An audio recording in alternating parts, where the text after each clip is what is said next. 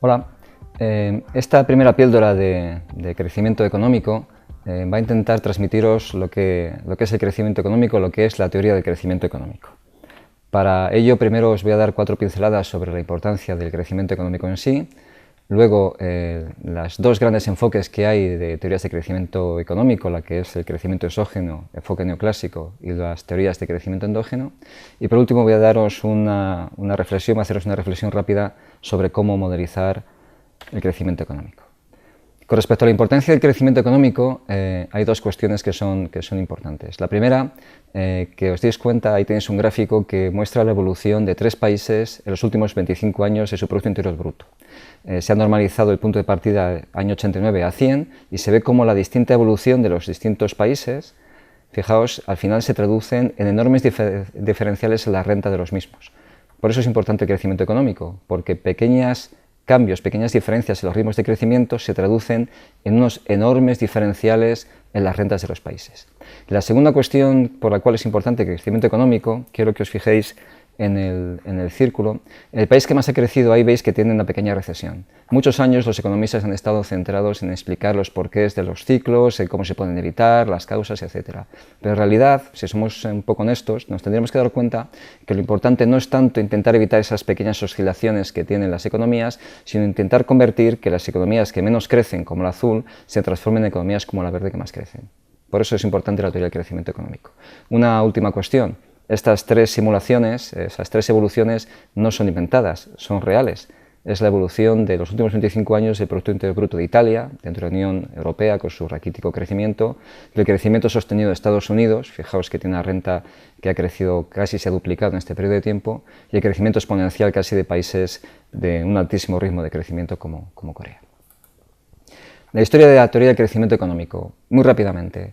Es tan antigua como el pensamiento económico. Ya con Adam Smith, a finales del siglo XVIII, ya se hablaba de por qué crecían las naciones, cuál era el motivo de la riqueza de las naciones, y con Adam Smith, John Stuart Mill, David Ricardo, etc. Todo el siglo XIX exactamente igual, principios del siglo XX exactamente lo mismo, hasta que llegamos, por decirlo de alguna forma, a lo que es el inicio de la era moderna en el estudio del crecimiento económico. El inicio se viene marcado con el modelo de Solow y Swan del año 56, que da, digamos, la primera modelización teórica, digamos, bien formada, con un enfoque neoclásico basado en que la función de producción tiene rendimientos decrecientes de capital. Ese enfoque, el de Solow y Swan, simple, o el otro más sofisticado, de Casey-Koopmans, son el paradigma de esta forma de abordar el crecimiento económico. Modelos que se van complicando matemáticamente, pero que son incapaces, como ya os demostraré en otra píldora, de explicar el crecimiento a largo plazo. ¿Qué sucedió? Que conforme iban avanzando el tiempo, los modelos de crecimiento cada vez se complicaban más matemáticamente, se alejaban de la realidad, eran incapaces de explicar el crecimiento, y eso hizo que en la década de los 70, más o menos, principios de los 80, los principales economistas abandonaran el estudio del crecimiento económico para estudiar el ciclo. Eso hasta que en el año 86 Romer, en su tesis doctoral, fue capaz de crear un modelo, incorporando externalidades del capital, de crear un modelo que explicara por sí mismo el crecimiento económico, lo que se denominó el inicio del crecimiento endógeno. Y después de Romer pues vino Ravello, Lucas, Barro, etcétera, etcétera, etcétera. Por tanto, hay dos grandes enfoques, dos grandes formas de abordar el estudio del crecimiento económico. El enfoque neoclásico, que son modelos de crecimiento exógeno, que se caracterizan fundamentalmente porque la función de producción presenta rendimientos decrecientes de capital, es decir, la productividad marginal del capital es positiva pero decreciente, hace que aumente la producción pero cada vez menos, y eso tiene como principal consecuencia 2 tipos de predicción. La primera, que a largo plazo no habrá crecimiento económico, solo si se impone exógenamente al modelo, y segunda predicción, sí habrá convergencia económica entre los países. Sin embargo, los modelos de crecimiento endógeno tienen otra serie de premisas, se basan en la existencia de rendimientos constantes del capital o en la existencia de contextos de competencia imperfecta, y eso les permite diseñar un escenario que predice, por un lado, que sí habrá crecimiento económico a largo plazo y que no hay convergencia económica entre los países.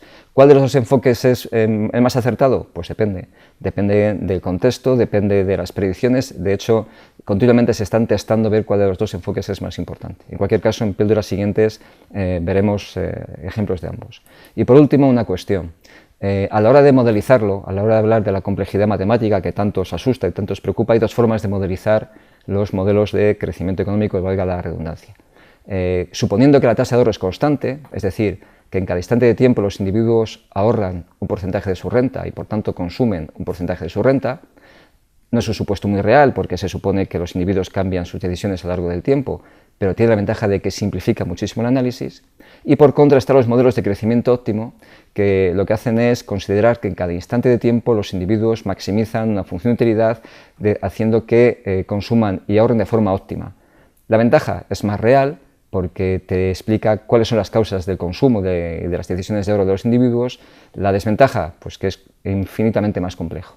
Por tanto, sabiendo que hay distintas formas de modelizar, unas más complejas que otras, lo que sí que os digo es que la capacidad predictiva de los modelos no depende de su complejidad matemática, sino de los supuestos que hagamos, sobre todo de los supuestos en función de cómo se produce, en función de cómo es la función de producción. Por tanto, de momento estaremos viendo modelos de tasa de ahorro constante y más adelante veremos modelos de crecimiento óptimo, sabiendo que la predicción de ambos va a ser la misma, que la clave es cómo sea la función de producción.